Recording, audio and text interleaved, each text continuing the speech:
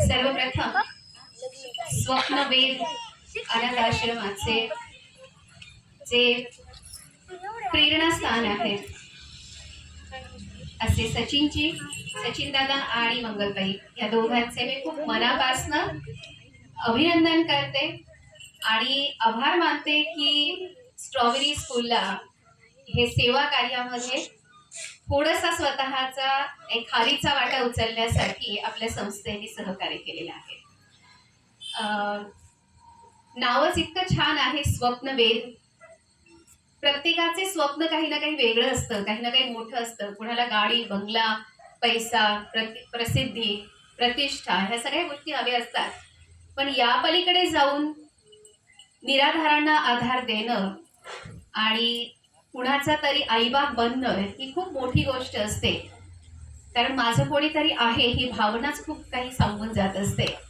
आणि तुम्ही हे जे काही कार्य सुरू केलेलं आहे हे वाटताना सहज सोपं वाटेल, पण ते तितकंसं सोपं नसतं. कारण ह्या मुलांचा प्रत्येक गोष्ट, प्रत्येक क्षण हा अत्यंत महत्त्वाचा असतो. तुम्ही ज्या काही गोष्टी सांगितल्या, ज्या काही स्टोरी सांगितल्या त्या खरंच खूप प्रेरणादायी होत्या की तुम्ही अशा संकटांमधनं या मुलांना बाहेर काढलेलं आहे आणि जीवनाला त्यांच्याही अर्थ दिलेला आहे आणि यांच्या मुलांमुळे तुमच्याही जीवनाला एक वेगळा अर्थ प्राप्त झालेला आहे.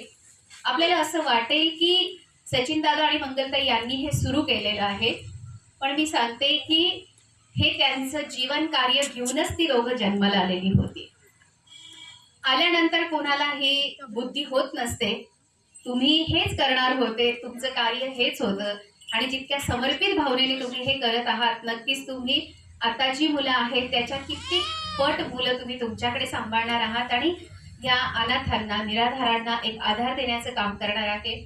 आमच्यासारख्या संस्था या छोटी मोठी कॉन्ट्रीब्युशन करतीलही, पण तुम्ही एक आधारवट आहात आणि तुमच्याकडे बघून अनेक जण प्रेरणा घेत आहेत. त्याच्यामुळे तुम्ही जे म्हटले की आम्ही प्रसिद्धीपासून दूर आहोत, मला असं वाटतं तुम्ही लोकांपर्यंत पोहोचलं पाहिजे.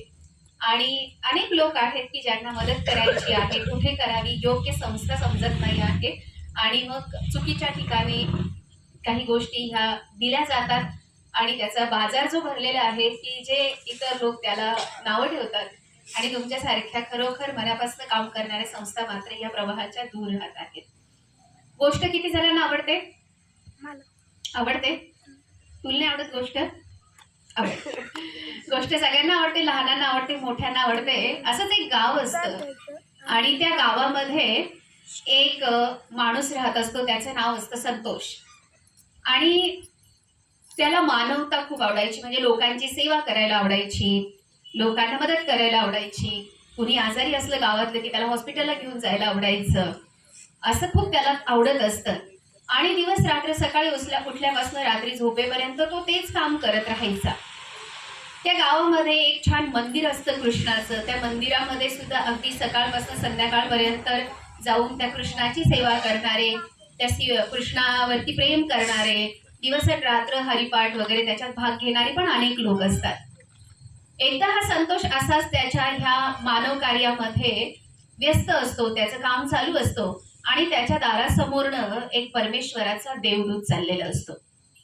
त्या देवदूताच्या हातामध्ये एक यादी असते, एक लिस्ट असते. तो त्याला विचारतो, अरे तुमच्या गावामध्ये तो रमेश कुठे राहतो रे? तुमच्या गावामध्ये ती मीरा कुठे राहते? तुमच्या गावामध्ये तो अशोक कुठे राहतो? तर तो संतोष विचारतो की हा ही या ठिकाणी त्यांची घरं आहेत, पण तुम्ही मला का विचारताय त्यांचा पत्ता? तर म्हटले हे तिघं जण अगदी रोज नित्य नियमाने कृष्णाच्या मंदिरात जातात आणि त्यांचं कृष्णावरती अत्यंत प्रेम आहे. त्यामुळं कृष्ण भगवानांनी त्यांच्यासाठी काही उपहार पाठवलाय, गिफ्ट पाठवलेलं आहे आणि ते देण्यासाठी मी आलेलो आहे. या यादीमध्ये त्या तिघांची नावं आहेत. ते संतोषला असं वाटतं की अरे मी जी ह्या लोकांची सेवा करतोय, ती सेवा करत असल्यामुळं मला मंदिरात जायला मिळत नाही, पण माझं पण देवावर खूप प्रेम आहे, पण ते मी व्यक्त करू शकत नाही. आणि तो त्याच्या कामाला लागतो. तो देवदूत जातो, त्या तिघांना त्यांचे गिफ्ट उपहार देऊन देतो आणि त्याच्यानंतर काही दिवसानंतर त्या गावामध्ये पुन्हा एकदा तो देवदूत दाखल होतो. आता संतोषला मागच्या वेळेला प्रश्न पडलेला असतो की अरे माझं पण कृष्णावर खूप प्रेम आहे, पण मला ह्या कामामुळे तिथे जायला मिळत नाही. आपण ह्या देवदूताला परत विचारू की माझं नाव का नव्हतं मागच्या यादीमध्ये. आणि त्याप्रमाणे तो त्या देवदूताकडे जातो आणि तो म्हणतो की मला एका प्रश्नाचं उत्तर द्या. मागच्या वेळेला तुम्ही आले, त्या तिघांची नावं विचारले आणि तुम्ही सांगितलं की त्यांच्यावरती देवा म्हणजे त्या सगळ्यांचं देवावर खूप प्रेम आहे म्हणून देवाने त्याला उपहार पाठवलेला आहे. अहो पण माझं पण देवावर खूप प्रेम आहे, तर तुम्ही बघा ना तुमच्या यादीमध्ये ते नाव आहे का. तो देवदूत त्याला सांगतो की हां, तुम्ही म्हणता ते खरं आहे. मागच्या वेळेला मी यादी जी आणली होती, तर त्या यादीमध्ये अशा लोकांची नावं होती ज्यांचं देवावरती प्रेम आहे. पण आता माझ्याकडे जी यादी आहे ती अशा लोकांची यादी आहे की ज्यांच्यावर देवाचं प्रेम आहे. आणि त्या यादीमध्ये सगळ्यात वरचं जे नाव आहे ते आहे सचिन भाऊ आणि मंगलताई यांचं. त्यामुळे तो जो देवदूत आलेला असतो, संतोषचंही नाव नक्की त्याच्यात असतं, पण मी कॅरेक्टर लपून ठेवलंय. गोष्ट तुमच्या दोघांची आहे. तुम्ही देवाची सेवा करत आहात या मुलांच्या माध्यमातून. ही सेवा देवापर्यंत पोहोचत आहे आणि त्या देवाचं तुमच्यावर नक्की प्रेम आहे. त्याच्यामुळे कुठेतरी आमच्यासारखे काही लोक इथे येऊन थोडंफार हातभार तुमच्या या कार्याला लावत आहेत आणि मी मनापासून तुम्हाला शुभेच्छा देते की एखाद्या व्यक्तीचे अश्रू पुसणं आणि त्याच्या आयुष्यामध्ये आनंद निर्माण करणं हे अत्यंत महत्त्वाचं काम तुम्ही दोघं करत आहात. आणि ह्या मुलांच्या आयुष्यामध्ये जे तुम्ही आशेचा किरण निर्माण केलेला आहे, जगण्याची उमेद निर्माण केलेली आहे, उज्ज्वल भविष्यकाळ जो तुम्ही त्यांना दाखवत आहात, हे खरंच कौतुकास्पद आहे, अभिनंदनास्पद आहे आणि अभिमानास्पद पण आहे.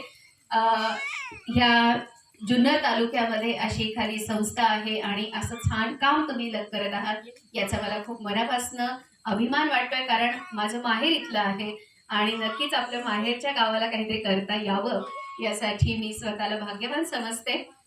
असंच उत्तरोत्तर तुमची प्रगती होत राहावी. आमचं कॉन्ट्रीब्युशन किंवा आमचं सहकार्य जर भविष्यात सुद्धा आम्ही तुम्हाला नक्कीच देऊ, याबद्दल मी तुम्हाला इथे खात्री देते. आणि आमच्या टीचर्सपैकी बऱ्याच जणांचे वाढदिवस आता इथून पुढे आम्ही इथे करूयात. इवन मुलांच्याही वाढदिवसाच्या वेळेस काहीतरी आम्ही नक्कीच तुम्हाला. आता मला असं वाटतं की नेक्स्ट टाइम आपण मुलांसाठी काही पुस्तकं पाठवूयात, म्हणजे जेणेकरून त्यांच्या रीडिंग स्किलमध्ये मराठी पुस्तकं पाठवूयात, म्हणजे त्यांना आणखीन जास्तीत जास्त गोष्टी वाचता येऊ शकतील. राईट. Thank you so much. तुम्ही आम्हाला जो हा सेवेचा एक मोका दिला, एक त्या निमित्ताने आम्हाला हे करता आलं. आणि थँक्यू प्रियांका की जिच्यामुळे आम्ही इथपर्यंत पोहोचलो. तर मी खरंच मनापासून सगळ्यांचे आभार मानते. थँक्यू माय टीचर. या सगळ्यांच्या कल्पनेतनं हा उपक्रम आलेला आहे. असरार, तुषार आणि सगळेच टीचर्स. आणि सगळ्यात महत्त्वाचं जे आजी आजोबा, आम्ही आजी आजोबा संमेलन घेतलं आणि त्यावेळेला आजी आजोबांनी काही कॉन्ट्रीब्युशन केलं होतं. काही पैसे हे त्यांनी जमा केले आणि उरलेले नंतर मग असरारनी सांगितले की आम्हाला असं करायचं आहे. तर म्हटलं हरकत नाही, करूयात आपण आपल्या शाळेच्या वतीने. तर तुम्ही हे जे काही आज माझ्या वाढदिवसाला एक वेगळा अर्थ प्राप्त करून दिला, एक वेगळा सन्मान त्या निमित्ताने माझा झालेला आहे. कुठेतरी आपण या समाजाच्या ह्या सेवा कार्यामध्ये आपण आपलं खारीचा वाटा उचलू शकतो, याबद्दल मनापासून म्हणजे मला खूप आनंद होत आहे, छान वाटत आहे, वाव फिलिंग आहे. Thank you so much. I love you all.